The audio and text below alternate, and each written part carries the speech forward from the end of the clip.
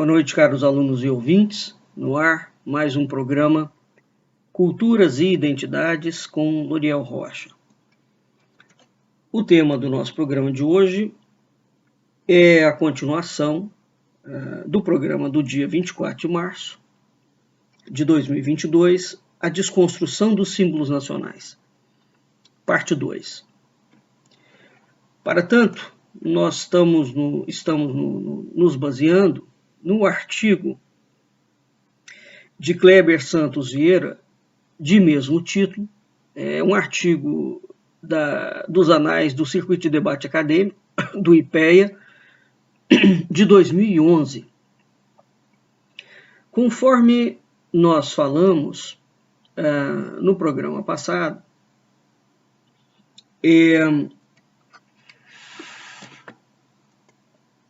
a desconstrução dos símbolos nacionais obedece a um projeto, né?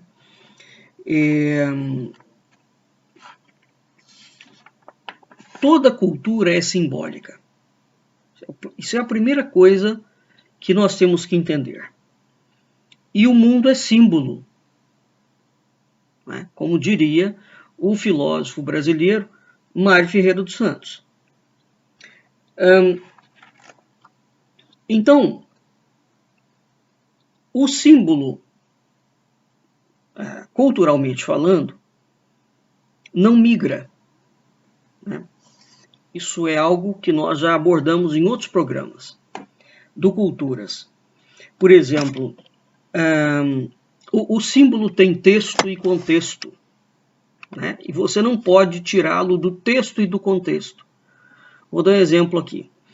A cruz cristã. Evidentemente que, sob a égide do cristianismo, enquanto religião universal, toda religião tem uma proposta universal, a cruz do cristianismo tem um significado.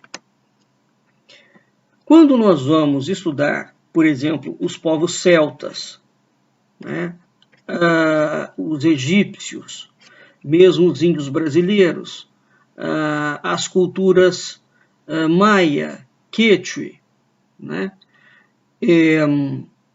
Na Roma Antiga, nós vemos cruzes iguais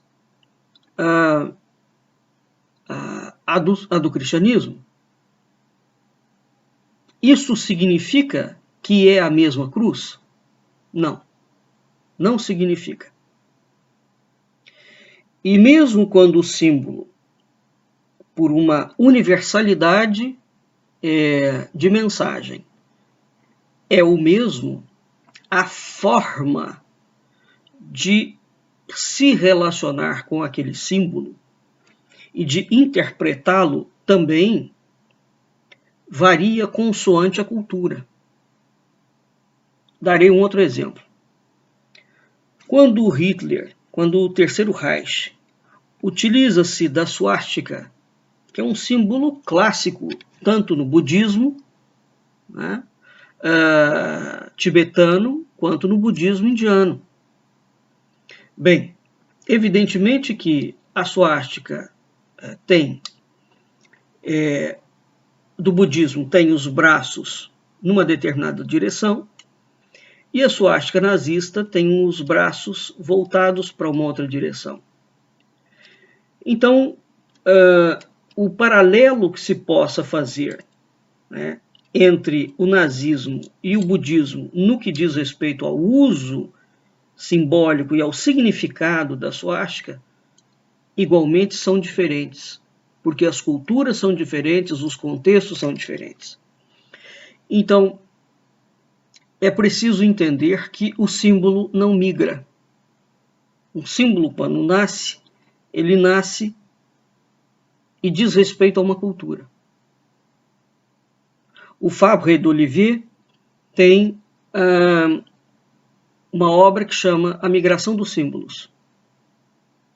Ele tenta fazer uma forçação de nota de que há os símbolos culturalmente migram de uma cultura para outra. Isso não é verdade, né? os símbolos nascem respeitando uma cultura específica. Bem, por que eu estou falando isso? Os símbolos nacionais têm o mesmo sentido, não é? A bandeira, o hino. Então, uma nação não pode copiar a bandeira de outro país. Por exemplo, isso nos parece lógico, né? Porque mesmo que ela copie, e o Brasil tentou fazer isso, o Brasil, na instauração da República, ele pretendeu copiar, mudando as cores, a bandeira americana, por exemplo, dos Estados Unidos.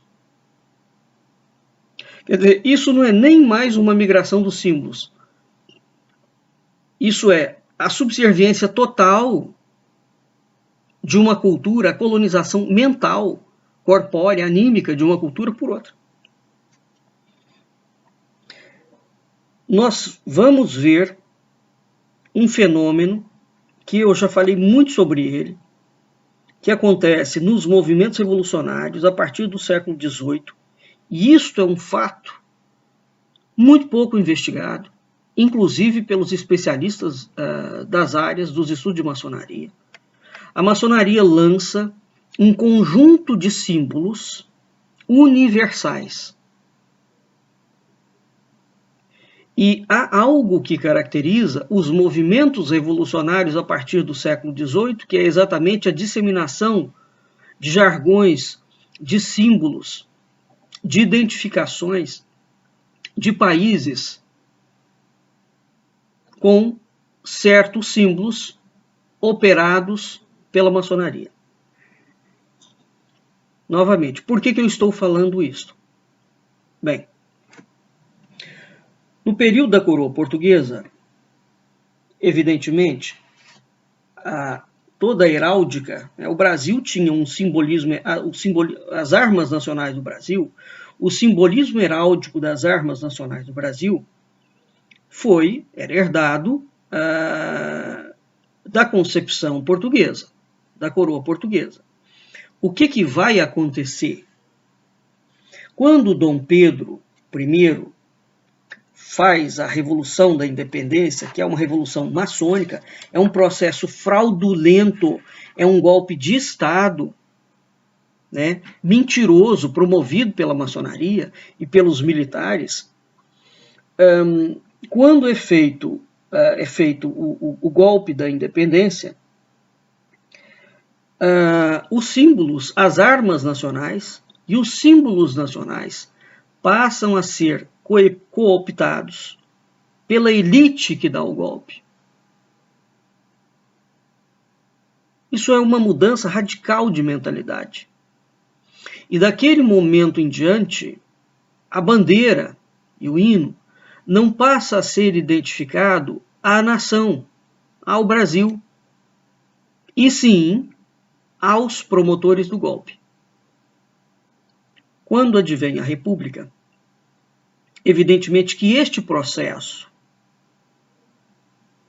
de apropriação dos símbolos e de desconstrução do simbolismo heráldico das armas nacionais, para a posterior transferência de toda esta carga simbólica para uma elite que estava no poder, então a elite muda de acordo com o tempo. Entra um grupo, sai outro grupo, né? Mas cada grupo que entra, ele tenta fazer identificar a imagem daquele grupo com os símbolos nacionais, né, de uma forma ou de outra. Bem, dado que toda cultura é simbólica, nós estamos falando de um projeto revolucionário, claro. Porque a partir do momento que você não tem a ideia de nação, e sim você tem a ideia de um grupo, não é? Aquele grupo passa a ser o dono do país. E o país como um todo é um feudo, transforma-se num feudo, ele tem um senhor. Não é? Então, esse processo, o Brasil atravessa um longo processo, um longuíssimo processo de uma elite apátrida, apoiada por militares, né? Quando parte dessa elite militar também,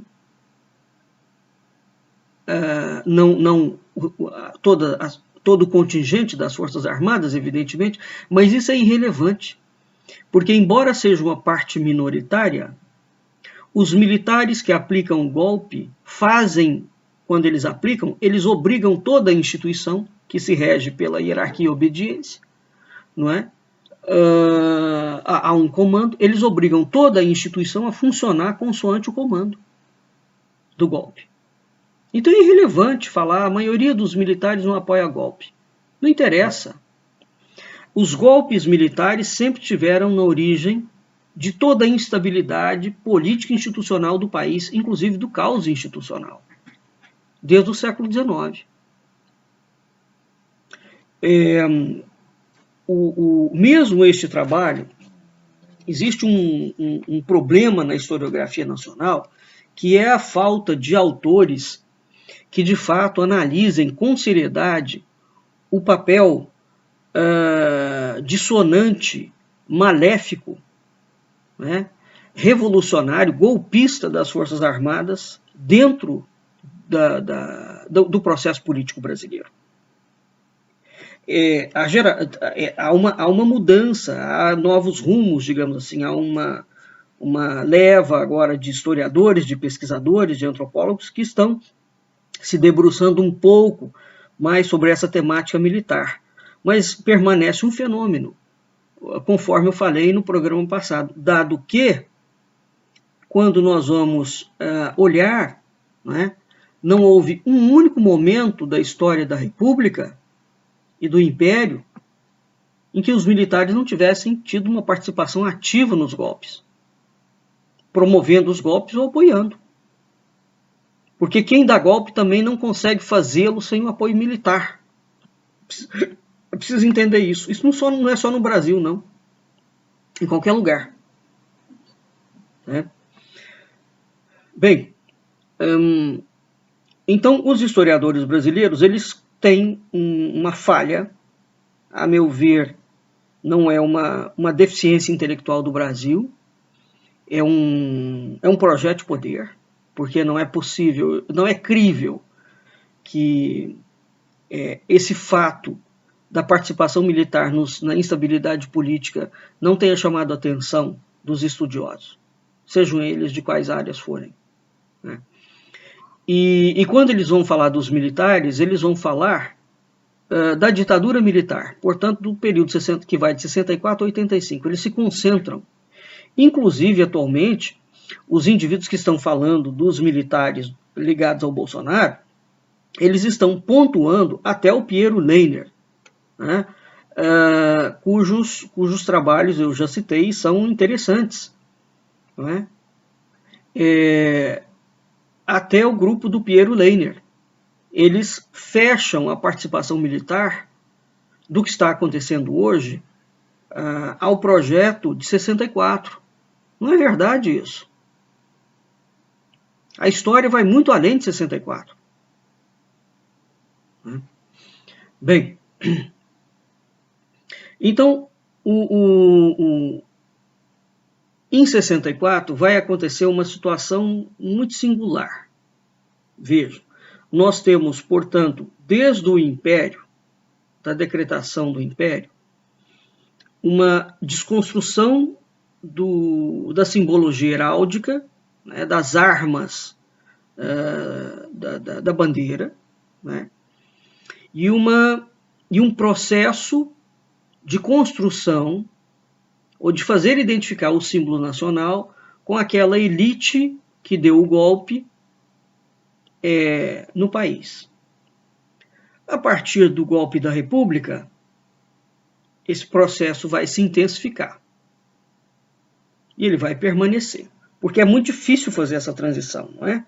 Essa transição é uma transição que ela por mais que se tente fazer, ela não consegue ser efetivada. Você não pode falar que uma elite é a bandeira, mas essa elite pode se apropriar. Veja que o Bolsonaro e essa falsa direita tenta o tempo inteiro usar as cores da bandeira nacional, os símbolos nacionais, né? Se tornaram deles. Então a direita agora é dona dos símbolos nacionais.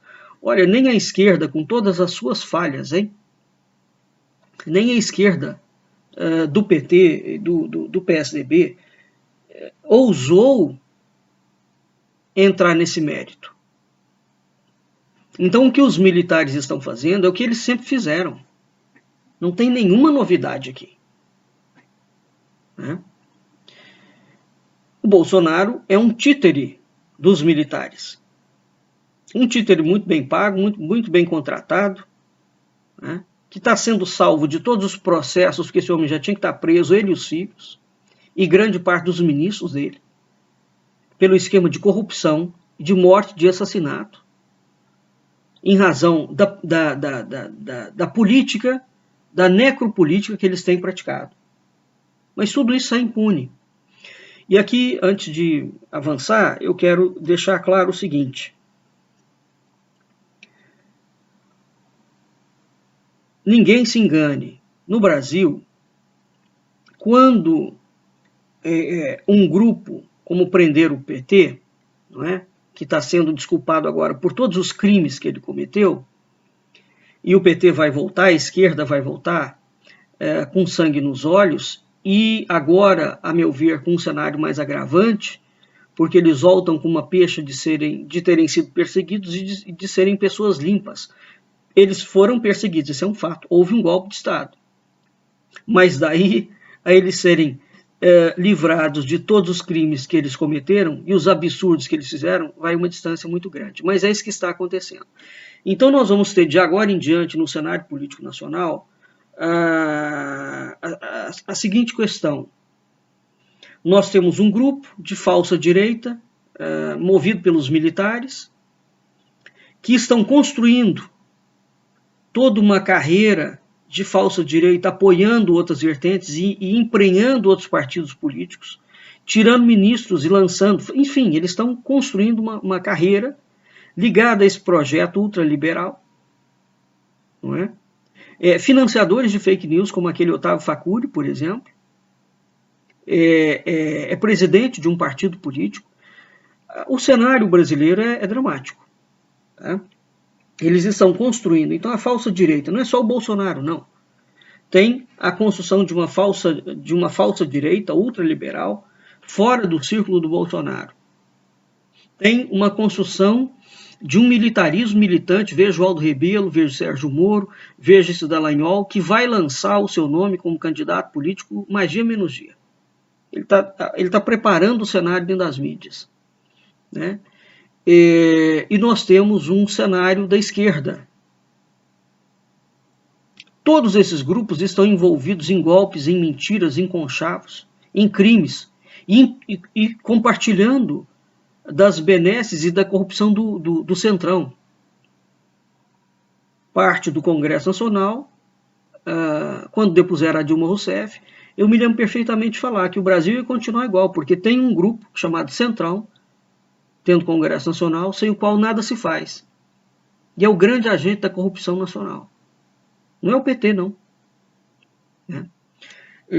Então a gente agora tem, como cenário político, várias frentes de corruptos, seja da direita, seja da esquerda, né? Todos eles com um projeto de poder. E o pior, não há, em nenhum momento na linha de horizonte, uma reconfiguração das instituições nacionais, que só poderia ser feita através de uma nova constituinte, né? A gente não tem nenhum cenário favorável, isso sem contar com a corrupção no judiciário. Então todo mundo no Brasil burla a lei. não segue a lei. A partir do momento que todo o estamento burocrático brasileiro, do Executivo, Legislativo, Judiciário e Militar, descumpre a lei, nós não estamos diante mais de faltas graves, de desrespeito à Constituição. Nós estamos diante de um projeto. É isso que é preciso entender. E que o brasileiro não entende. Então, a desconstrução dos símbolos nacionais, a partir do momento que você não tem nenhuma identidade e nenhuma nação, que se eu não tenho instituições que funcionem, e se eu não tenho símbolos nacionais, eu não tenho país, eu não tenho nação. Evidentemente que esta linha, este eixo de corrupção e de caos, não pode, dado o volume dele, e em todas as linhas de frente, nós não podemos debitar isso coletivamente a uma mera burrice nacional. Nós estamos diante de uma estratégia política, de uma estratégia ideológica, de uma estratégia educacional, de uma estratégia autoritária, que provocou uma ruptura entre a nação, a cultura, as virtudes cívicas, né? E aquilo que talvez pudesse se chamar de ideal republicano, que o brasileiro nunca soube o que é. Então há uma desfiguração completa do país. Evidentemente que essa desfiguração, alcançando o campo simbólico e a cultura, porque a política é a expressão da cultura vigente, não é o oposto. Então essa desfiguração representa uma enorme barreira hoje, não só para a compreensão do brasileiro, do que é o Brasil, mas bem como para o próprio desenvolvimento de uma cultura cívica verdadeiramente democrática, aquilo que poderia se chamar de democrático. Porque democracia não é só a eleição, não. A democracia tem pilares e critérios.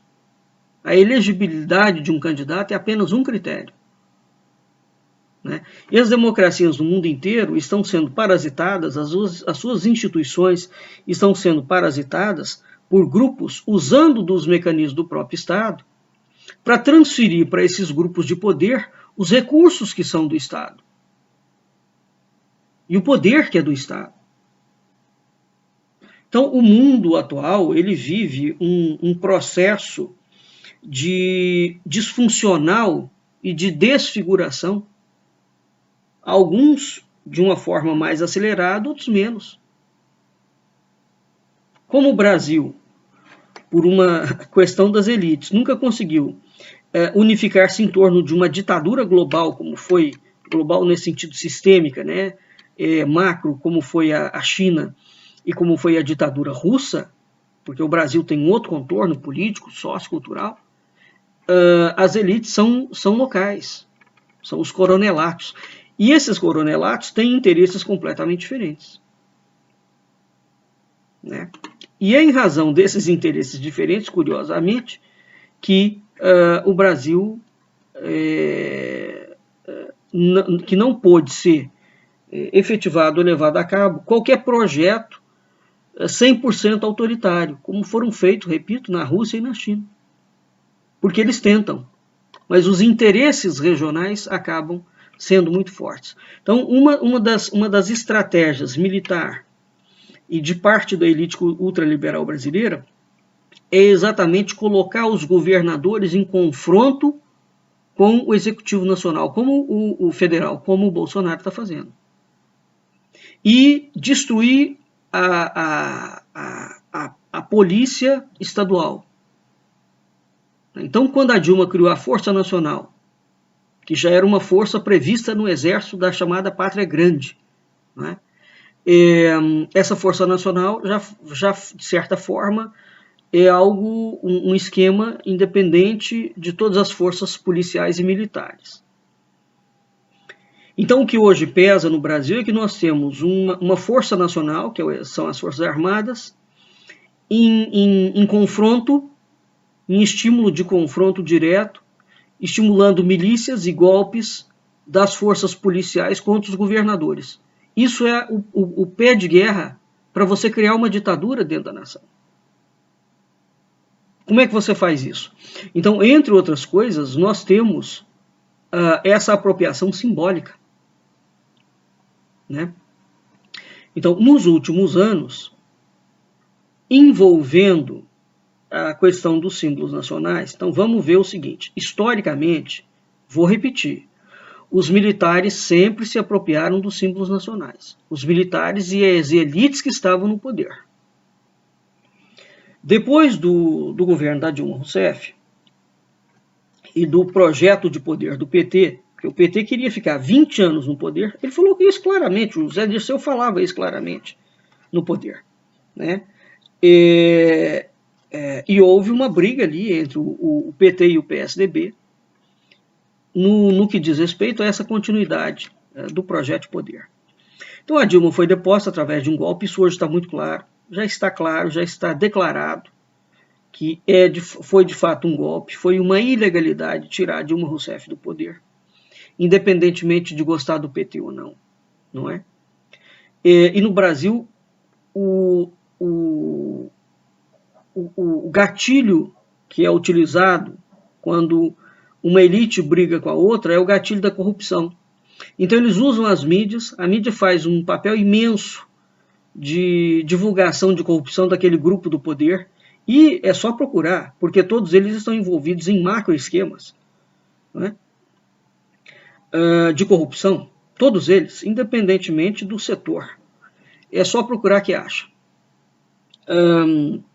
Então, a mídia anuncia e fica batendo em cima dessa corrupção, aquilo cria uma comoção nacional, né? Então há um apelo midiático que estimula a reação emocional e descontrolada das pessoas, cria-se sangue nos olhos, coletivamente, uma mentalidade licantrópica, aí o povo fica com ódio, quer que aquele grupo político seja tirado do poder, e aquele outro grupo que assume o poder, assume dizendo que ele é belo, limpo, puro, imaculado.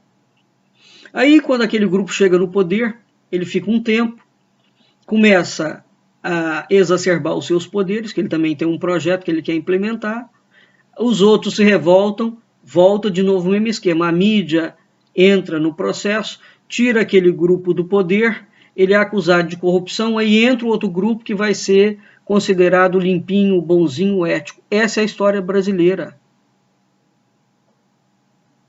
Parece aquele filme O Dia da Marmota. Quando a gente entende a história política nacional, a forma, o modus operandi dela, essa repetição é cansativa. É cansativa. Ela é clara, porque e ela é tão primária, que e feita com tanta transparência, que a população simplesmente não reage mais. Mas uma vez que a gente entenda o modus operandi, vocês vão identificar os pilares que se repete, né? Então, a partir do governo da Dilma Rousseff, daquele processo de 2013, os símbolos nacionais foram apropriados por essa coisa que se chama de falsa direita. Inclusivamente, um do grande artífice dessa apropriação simbólica foi o Olavo de Carvalho, que é um homem que durante muitos anos enganou muita gente, né? Que tinha escritos memoráveis e espantosos, denunciando as falcatruas e as patifarias da esquerda, só que ninguém sabia que o homem tinha um projeto de poder político pessoal, que ele declarou por diversas vezes. O que o torna o papel dele dentro do cenário político nacional num intelectual orgânico, que é exatamente os intelectuais que trabalham para a esquerda, promovendo ideologias. E no caso dele, ele estava ligado com o movimento internacional do cristofascismo. Então, o que aconteceu dentro do Brasil foi uma revolução colorida, igual a que os Estados Unidos têm exportado para o Oriente Médio, e que os Estados Unidos tentaram exportar e conseguiram criar na Ucrânia. Não é? Então, os Estados Unidos, como eles colocaram a Al-Qaeda dentro do Oriente Médio, eles colocaram grupos neonazistas dentro da Ucrânia. Isso é um fato.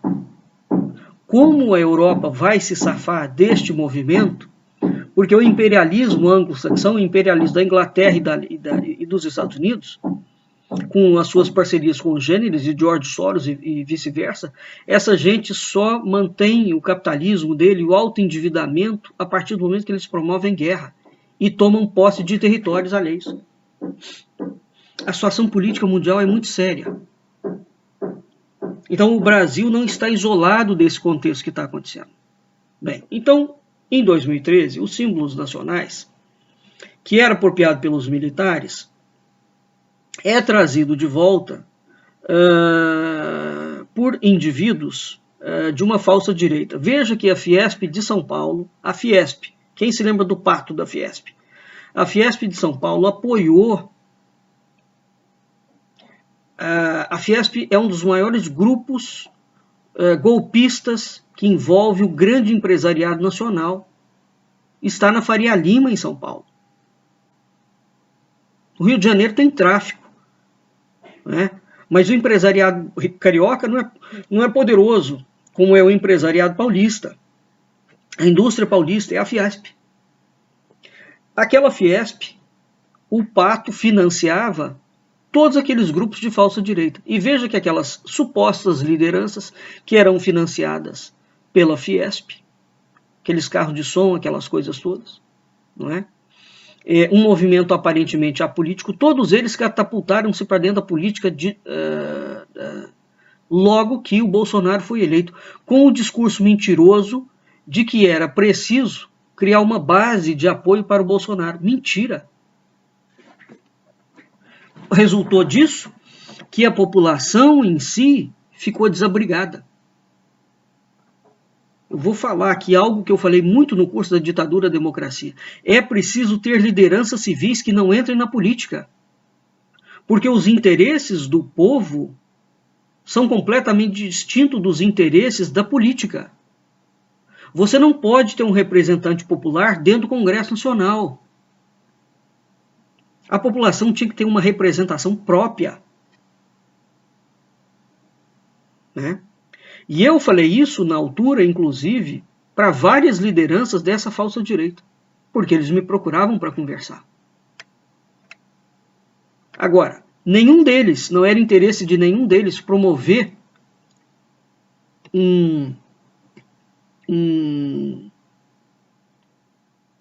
a criação de lideranças regionais e nacionais, civis, sem vínculo político. É cada um defendendo os seus pequenos potãs. É por isso que o Brasil não vai para frente. Né? Bem, então surgiu essa falsa direita que apropriou-se dos símbolos nacionais. Né?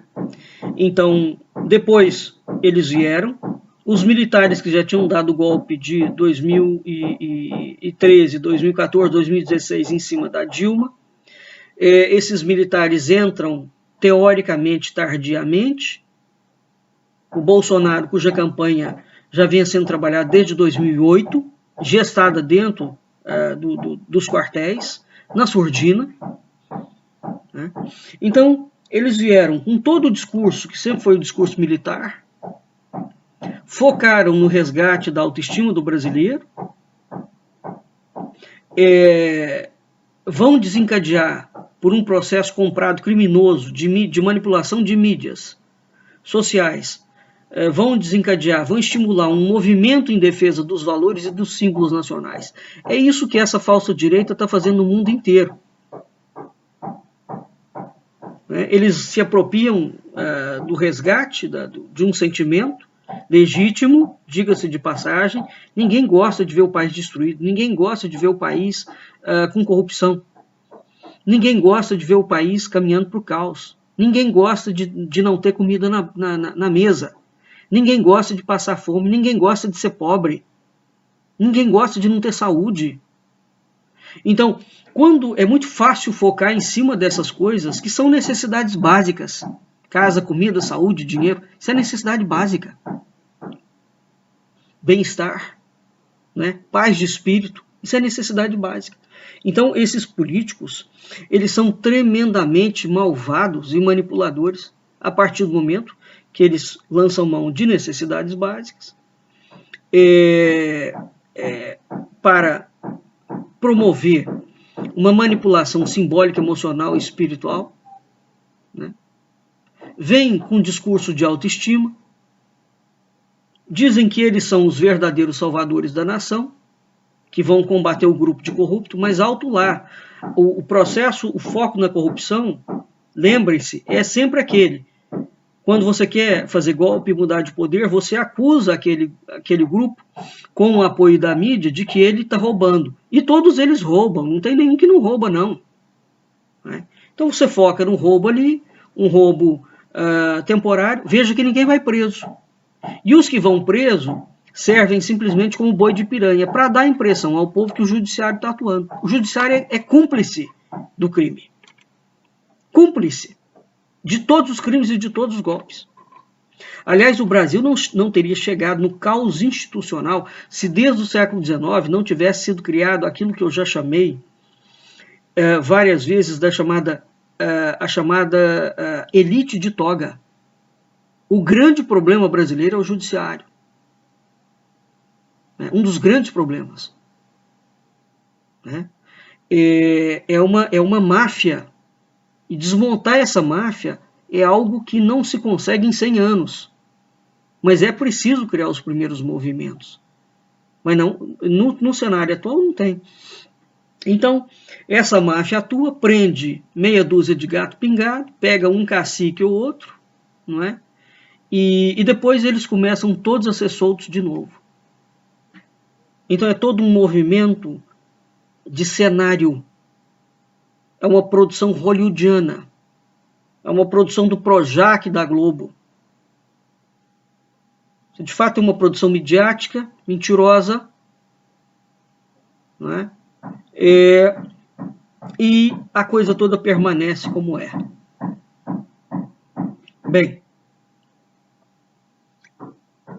o que vai acontecer, digamos, olha, em 2003, porque a ditadura vai até 85, né?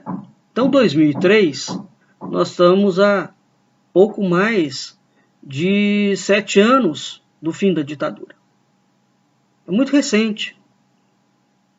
A ditadura havia se apropriado dos símbolos nacionais, desconstruído os símbolos nacionais. Era proibido usar bandeira, era proibido usar qualquer coisa, a população não podia, e só a milicada podia ser identificada com símbolos nacionais. Bem, em 2003, a gente tem o compositor, o Macalé, ele lançou o CD Amor, Ordem e Progresso. Acho que isso é o disco da bandeira brasileira, né? Ordem e Progresso. Era amor também, a palavra amor nunca foi colocada. Então o Macalé, ele pretendia transformar os shows de lançamento do disco numa verdadeira campanha cívica, né? Onde ele perguntava por que o amor não está no lema da bandeira nacional.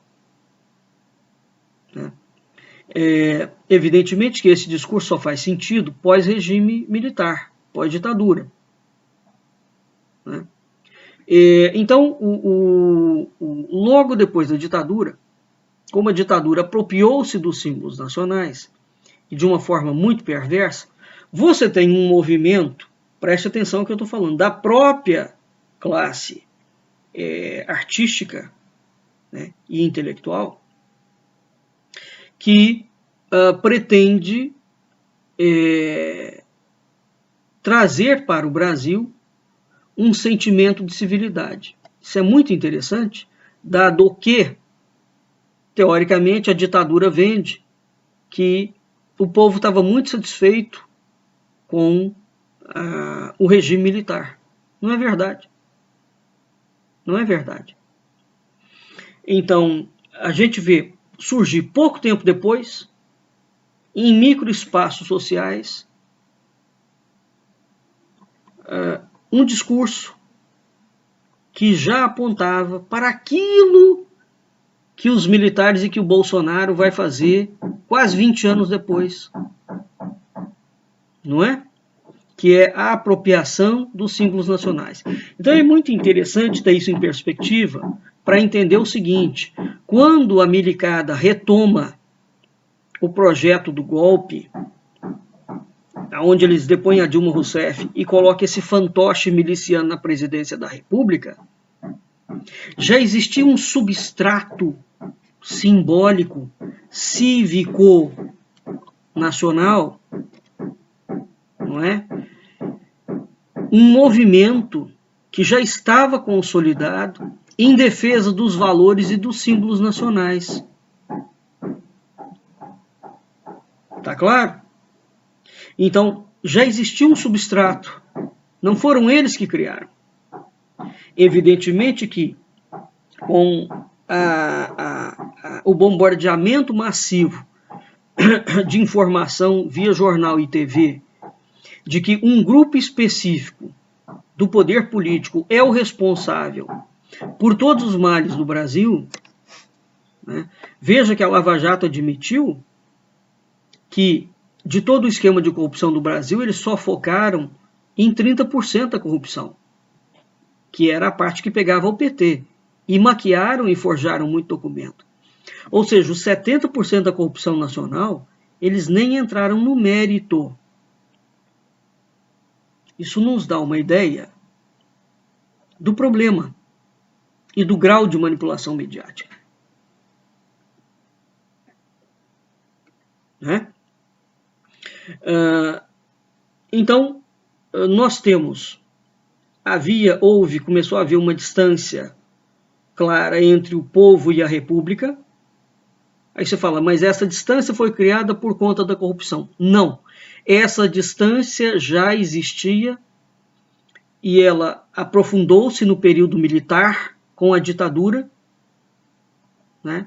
Então, entre o povo e a República já havia uma diferença por conta da ditadura militar, porque os militares desprezam solenemente qualquer civil. Qualquer civil. E eles só aceitam um civil que estiver de acordo com a opinião deles. Se você não estiver de acordo com a opinião deles, você não é nem escutado. Então esse desprezo do militar, porque ele se acha uma elite pura, pensante, um sangue que tem um DNA ariano, né, limpo, impoluto, ético, e para ele todos os civis são impuros. Isso faz parte da política da doutrina de segurança nacional. Eu já falei disso por diversas vezes.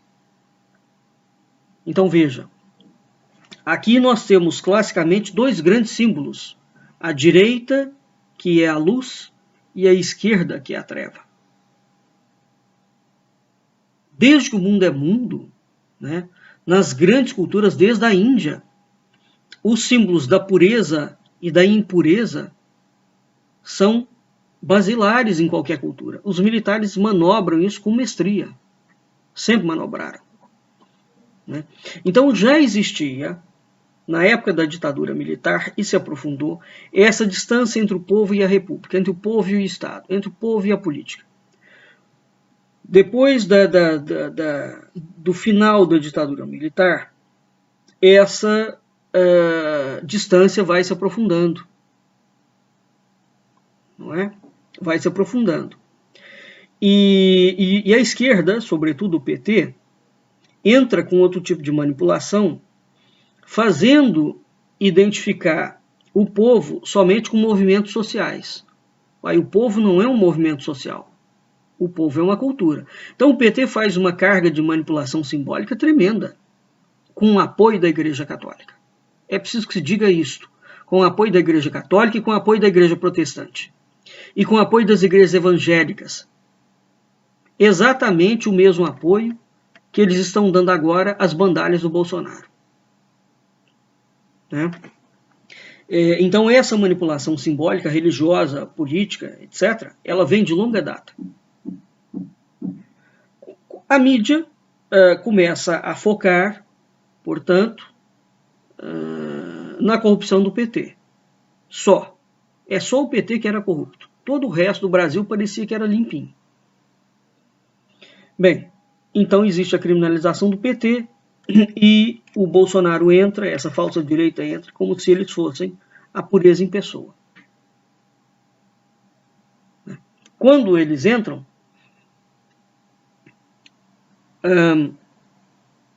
há, portanto, um contexto e um texto de expectância sociocultural que desejava uma mudança profunda na forma de representar a nação, nas cores, no modelo de vida, no modelo político. Então, quando eles entram, eles propõem o verde, o amarelo, o azul, o branco, né, a bandeira nacional. Eles tentam ressignificar os símbolos nacionais, fazendo coincidir esses símbolos com aquele grupo revolucionário, militar, que estava tomando o poder de novo. Não é? Bem,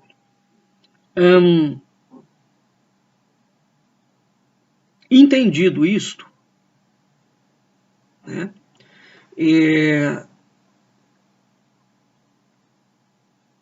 que são fatos que podem ser documentados e comprovados, né? O que a gente não tem no Brasil são estudiosos que realmente se dediquem a essa apropriação simbólica.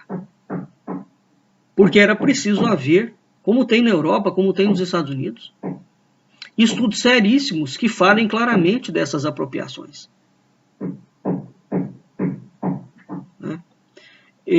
Então esse é um cenário de pano de fundo. Evidentemente que você tendo conhecimento disso, os grupos que têm conhecimento disso, manipulam esses sentimentos, essas expectâncias, essas expectativas, e com o apoio da mídia eles lançam o que eles quiserem. Porque a informação é truncada e ela é manipulada. E você produz um efeito na mentalidade. Então você conduz, é muito mais fácil conduzir um rebanho, né, do que você conduzir ou manipular uma pessoa, 2 pessoas, 10 pessoas. É muito mais fácil manipular coletivamente do que individualmente. Isso é um fator. Né? Bem, esse é o cenário que eu queria apresentar para vocês nesse segundo programa. Né? Nós vamos ainda ter um terceiro programa, porque eu vou falar no próximo programa das manipulações de alteração da bandeira, historicamente, que foram sendo feitas. Tá claro? Então, os grupos de poder, independentemente de ser de direita ou de esquerda, eles tentam, né, se apropriar dos símbolos nacionais. É uma operação imaginária, em que você faz o povo lembrar e o povo esquecer, o povo lembrar e o povo esquecer. Né? E aí eles negam uma história comum, reintroduzem uma outra história. Eles traçam incompatibilidades, fomentam incompatibilidades e ao mesmo tempo reintegram essas incompatibilidades. Onde já se viu, na época do Lula, o Centrão ser tido como um dos partidos mais corruptos, o grupo mais corrupto, e agora ele fazer parte do governo do Bolsonaro e o governo do Bolsonaro continuar sendo tido como um governo limpo. O que é isso? Nós estamos diante de uma batalha inequívoca de narrativa, de esquecimento, de manipulação, diante do fato de que você tem uma verdade de criminosos dentro do âmbito político, você esquece os crimes que eles cometeram, dão uma aparência de pureza, né, do passado dessa comunidade política imaginada e reintegra esses criminosos como um acontecimento histórico relevante. Veja que o miliciano que está presidente da República lançou a sua pré-candidatura, que é ilegal, ele tinha que estar preso, dentro do partido PL, que é um dos maiores, cujo dono é um dos maiores criminosos da história da República. Então o próprio presidente da República migrou para o partido de um dos maiores corruptos do Centrão e lançou a sua pré-candidatura a partir disso aí. Então, se isso não for uma transfiguração, né, e uma manipulação, uma operação imaginária de lembrar e esquecer, não será mais nada. Agora, como é possível fazer esse tipo de coisa no Brasil? É possível, e ele é feito diariamente. A história do Brasil é uma mixórdia de golpes. É uma mixórdia. A elite brasileira, a oligarquia, são oligarcas. Não é só na Rússia que tem a palavra oligarca, não. É uma elite apátrida de oligarcas que só defendem os seus próprios interesses, onde o interesse macro deles é ser dono do Estado brasileiro. Dono. Para ter mais dinheiro ou menos dinheiro. Qual é a lógica disso? Nenhuma. Mas é a lógica da loucura. Né? Bem, nós vamos ficando por aqui e a gente, semana que vem, volta com a parte 3. Repito, mostrando o processo, né, histórico dessas alterações da bandeira e dos símbolos nacionais. Vamos ficando por aqui e até a semana que vem.